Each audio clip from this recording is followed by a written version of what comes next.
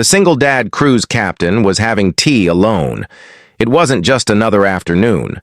It was the first peaceful hour Captain Ethan Walker had allowed himself after spending 14 exhausting days commanding one of the world's largest luxury cruise ships across rough Atlantic waters.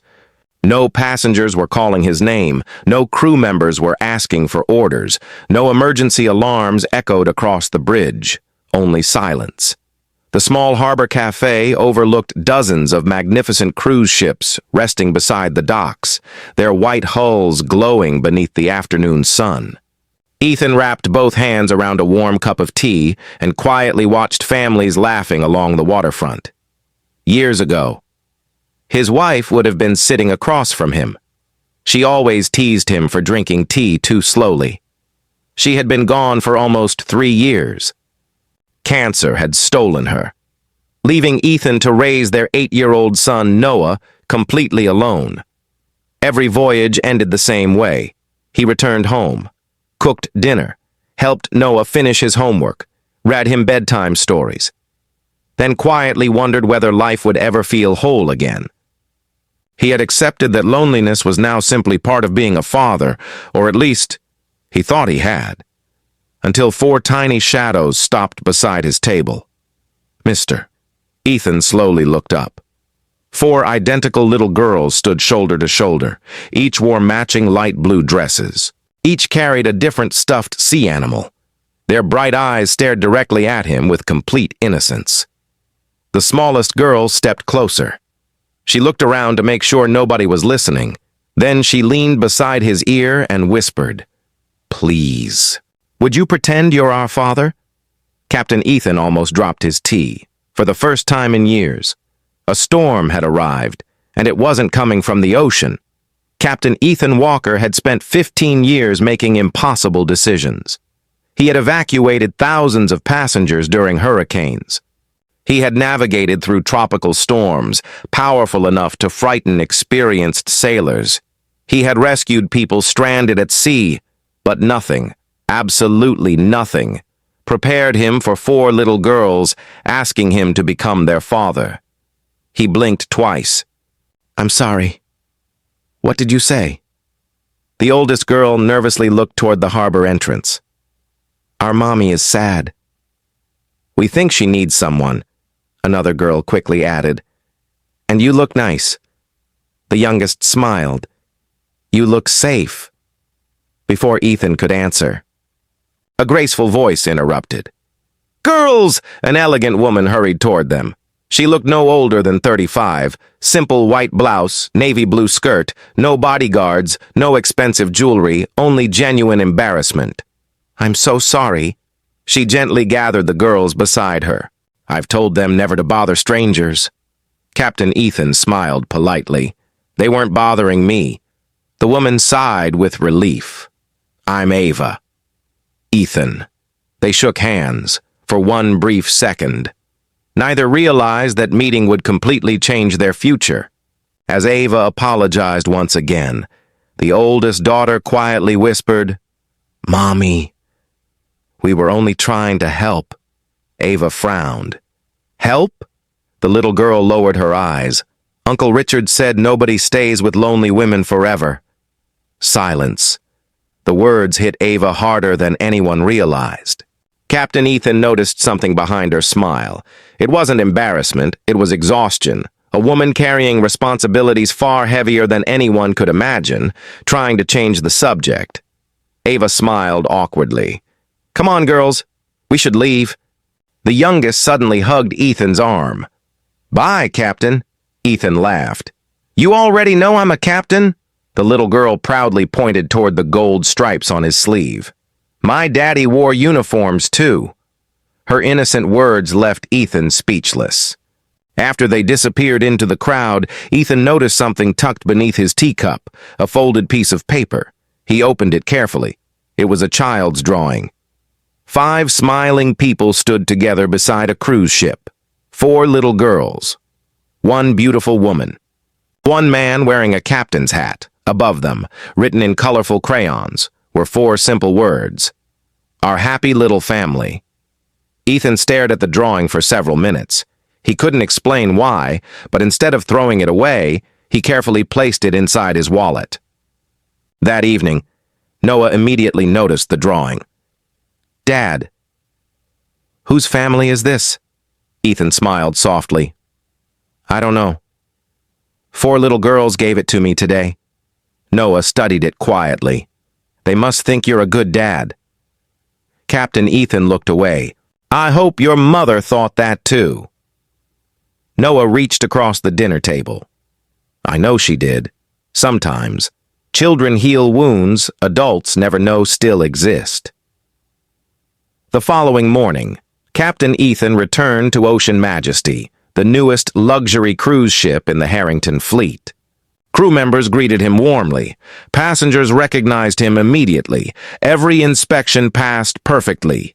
Near noon, the first officer approached. "Captain, we're receiving an important guest. The new investor wants a private tour." Within minutes, a helicopter landed on the ship's helipad. The cabin door opened. Captain Ethan froze. Walking down the stairs, wearing an elegant Navy business suit, was the same woman from the Harbor Cafe, Ava. She stopped walking. "You..." Captain Ethan smiled. "I didn't expect to see you here." Ava laughed softly. "Neither did I." Then the cruise director hurried over. "Captain Walker, I'd like you to meet Ms. Ava Sterling, our company's largest private investor, and CEO of Sterling Global Holdings." Ethan's eyes widened. The woman whose daughters had asked him to become their father was one of the wealthiest businesswomen in the cruise industry. Over the next 3 hours, Captain Ethan personally guided Ava throughout the ship. Bridge.engine control room, luxury suites, medical center, crew quarters. Unlike most executives, Ava asked thoughtful questions. She thanked crew members by name. She noticed details nobody else cared about. Captain Ethan quietly admired her. Perhaps wealth hadn't changed her after all. As the inspection ended, excited laughter echoed across the terminal. "Daddy, Captain!" The 4 girls had escaped their nanny. They ran straight toward Ethan. Passengers smiled. Crew members tried not to laugh. The youngest immediately hugged his leg. "We found you!" Ava covered her face. "I promise. They're usually better behaved." Captain Ethan smiled warmly. "I don't mind." The girls surrounded him like they had known him forever. One proudly held his hand. Another adjusted his captain's hat. The oldest whispered, "We told Mommy you'd smile today." Ethan looked toward Ava. For the first time, she wasn't pretending to be strong. She was simply smiling, a real smile. The kind loneliness had almost stolen forever, and neither of them realized. This wasn't the end of a chance meeting. It was only the beginning of a story that would change 6 lives forever. From that afternoon onward, something quietly began changing. Not inside the cruise company, not inside the luxurious terminals, but inside Captain Ethan Walker's heart. Every weekend, the 4 little girls somehow convinced their mother to visit the harbor again. Sometimes they fed seagulls, sometimes they shared ice cream while watching massive cruise ships leave the port. Sometimes they simply walked together along the marina. No promises, no labels, just peaceful afternoons. Little by little, the girls stopped calling him Captain. Instead, Dad Captain. It always made Ethan laugh. Even Ava couldn't stop smiling anymore. One Saturday morning, Lily suddenly asked, "Captain, can we all have tea together at your house?" Before Ethan could answer, Ava apologized. "You don't have to say yes. We've already taken enough of your time." But Noah immediately spoke first. "I'd like that." An hour later, 5 children sat around Ethan's small dining table laughing over homemade pancakes. The apartment wasn't luxurious. The furniture didn't match. The curtains were old, yet somehow everyone felt comfortable. While the children played, Ava quietly looked around. Family photographs, no expensive decorations, only memories.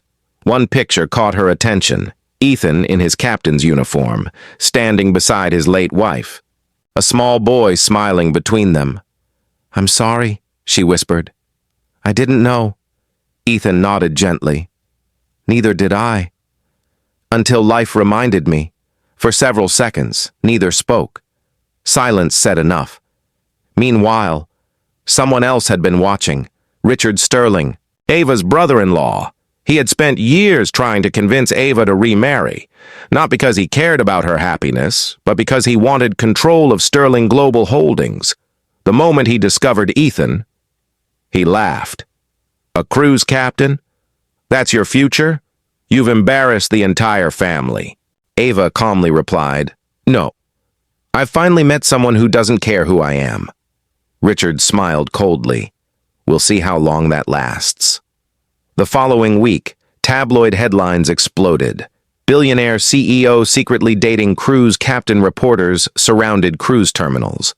Social media filled with rumors. Some accused Ethan of chasing money. Others claimed Ava was destroying her reputation. Crew members defended their captain. Passengers praised him online, but the pressure continued growing. One evening, Ethan called Ava. "I think we should stop seeing each other." A long silence followed. Finally, Ava quietly asked, "Is that what you want?" Ethan looked toward Noah sleeping peacefully on the couch. "No. It's what protects your company." Ava smiled sadly. "My company isn't the reason I started smiling again." Then she ended the call. The next afternoon, the four girls arrived at Ethan's apartment without warning. Each carried a small backpack. The youngest walked directly toward him. "You made Mommy cry." Ethan's heart sank. "I'm sorry." The oldest girl shook her head. "No. You have to fix it. Good captains always fix things." Those innocent words struck deeper than any criticism ever could. That evening, Ethan drove straight to Sterling Global headquarters. Security immediately recognized him before anyone could stop him. He entered the executive board meeting. Directors looked shocked. Richard smiled confidently. So, the captain finally arrived. Ethan ignored him. Instead, he walked directly toward Ava, then calmly turned to the board. "I'm not here because she's rich. I'm here because four little girls reminded me what family feels like." The room became silent. "I lost my wife. My son lost his mother. We learned how to survive. But surviving isn't living." He looked toward Ava. "She taught us that." Then he turned toward the directors again. "If anyone believes I'm here for money." He removed an envelope from his pocket. Inside was every expensive gift Ava had ever given him, unused, untouched. "I don't need any of this. I only want the woman who made my son laugh again." Tears quietly rolled down Ava's face. Richard tried interrupting. "This is emotional manipulation." But before anyone answered, four tiny voices echoed through the boardroom. "Mommy!" The Quadruplet girls had escaped their nanny once again. They ran directly toward Ethan without hesitation. All four hugged him. The youngest looked around the room, then innocently asked, "Why are all these people trying to take our daddy away?" Nobody spoke. Several directors quietly smiled. One elderly board member removed his glasses. "I think we've just witnessed the truth." Weeks later, the rumors disappeared. Richard resigned from the company after shareholders voted against his proposals. Life slowly returned to normal, except nothing was truly the same anymore. Every voyage Ethan completed. 5 excited children waited at the terminal. Noah, Lily, Rose, Iris, Violet. The moment Ocean Majesty docked, they raced across the pier shouting, "Dad, Captain's home!" Crew members laughed every single time. Even passengers applauded. 6 months later, Captain Ethan stood once again at the same harbor cafe where everything had begun. The same table, the same cup of tea, the same peaceful view. Only this time, he wasn't alone. Ava sat beside him. The 5 children laughed together near the water. A gentle sea breeze carried the sound of a departing cruise ship's horn across the harbor. Ava reached into her handbag. She removed the faded drawing the girls had secretly left beneath Ethan's teacup months earlier. The stick figures were still there, but someone had added one more sentence underneath. Now, we're really family. Ava smiled. I think they were right from the beginning. Ethan looked toward the children, then back at Ava. I think so too. Without saying another word, he slipped a small velvet ring box onto the cafe table. Ava covered her mouth in surprise. Captain Ethan smiled. I've spent my life navigating oceans, but the best journey I've ever taken started with 1 cup of tea and 4 little girls who whispered something impossible. Ava nodded through tears. They weren't wrong. She held out her hand. Ethan gently placed the ring on her finger. Behind them, Ocean Majesty sounded its departure horn. Ahead of them, 5 laughing children ran toward the couple. For the first time in many years, neither Ethan nor Ava felt incomplete. Because sometimes, the greatest voyages don't begin aboard a luxury cruise ship.